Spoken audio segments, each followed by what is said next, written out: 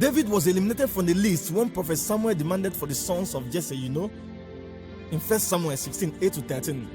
But the seed of greatness he had within located him. My dear, you shall not be limited, and nothing can deprive you. That's your God-given inheritance. No matter how the situation is, believe that you can. Once there is a will, I say there is a way. Your walls can turn into door. Your mountain can turn into level ground. Your stumbling blocks can become a stepping stone.